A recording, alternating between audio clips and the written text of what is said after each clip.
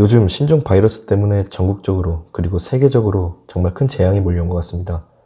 정부에서는 방역 대책 및 대응 체계를 대폭 강화하고 있다고 하는데 그럼에도 계속되는 확진자 수 증가 그리고 전국적으로 퍼진 안타까운 소식으로 국민들은 불안에 떨 수밖에 없는데요.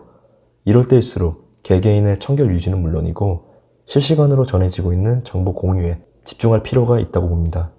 아무쪼록 빠른 시일 내에 이러한 사태가 종결되고 아이들이 맘 놓고 밖에서 뛰어놀 수 있는 그런 환경이 왔으면 하는 바람입니다. 자, 그럼 본론으로 들어가 이런 분위기 속에서도 신규 분양 현장은 계속 열리고 있는데요. 이번 영상은 전에도 한번 올렸던 과천 제이드자이에 대한 분양 소식을 준비해봤습니다.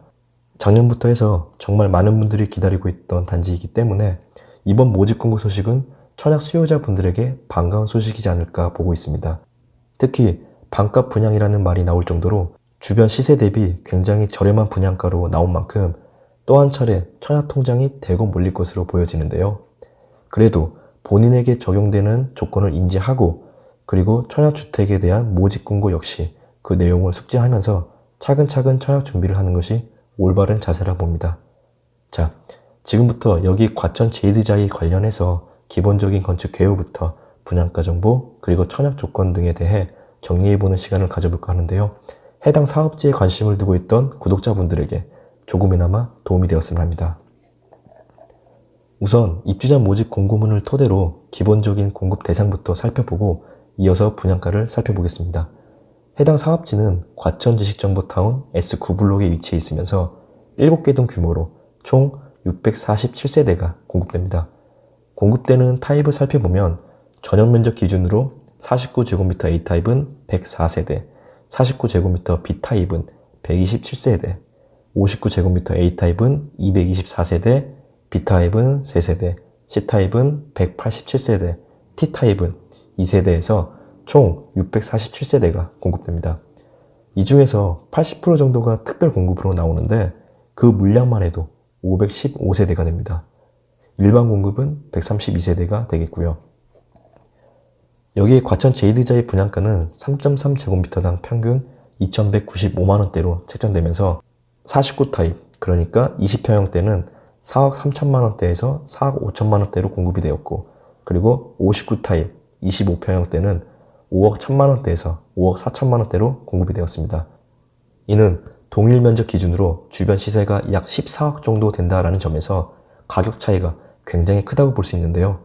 이렇게 주변 시세 대비 9억에서 10억이라는 금액 차이가 나는 만큼 반값 분양이라는 타이틀이 붙게 된 것이고, 그래서 해당 사업지에 청약을 넣기 위해 대기하고 있는 예비 청약자들이 많은 이유라 볼 수 있겠습니다. 자, 그런데 여기서 중요한 건 계약금이 10%가 아니라 20%라고 합니다. 분양 가격이 최소 4억 중반대에서 최대 5억 중반대라는 점에서 계약금 20%에 발코니 확장 계약금, 유상 옵션 계약금 등등해서 최소 1억 원에서 1억 1천만 원 이상이 되는 자본금이 필요하다라는 겁니다.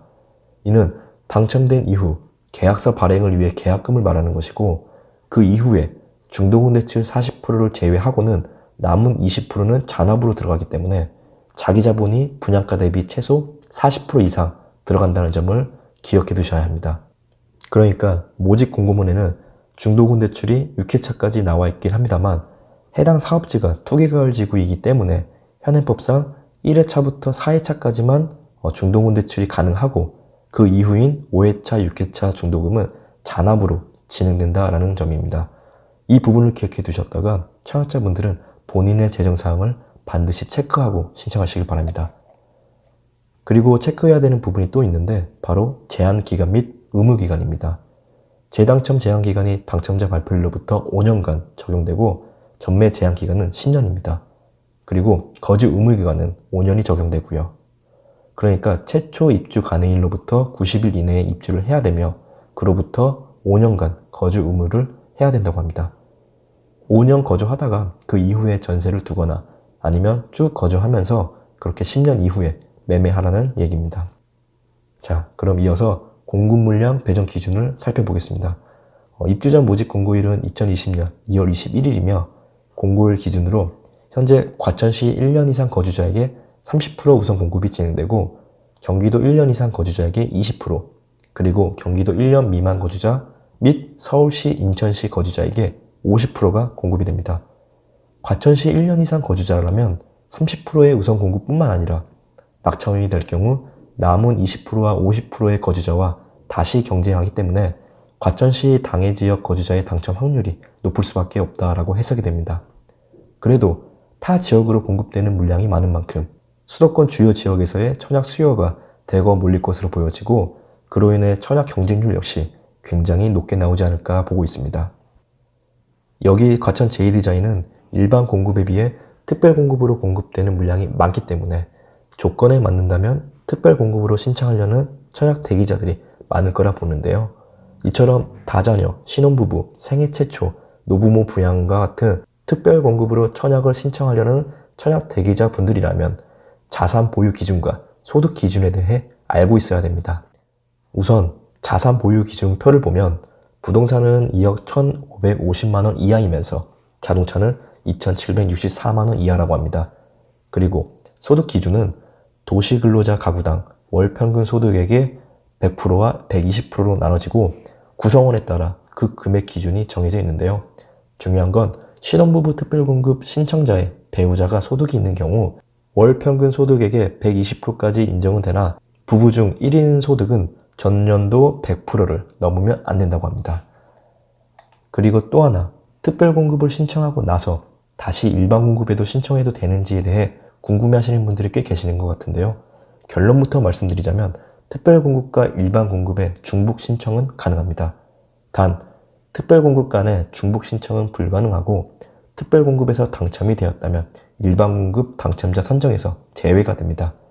그러니까 조건이 된다면 특별공급에 신청하고 이어서 일반 공급에도 신청하시면 그나마 당첨 확률을 높일 수 있지 않을까 봅니다. 자, 그럼 특별공급의 신청 자격 요건을 살펴볼게요.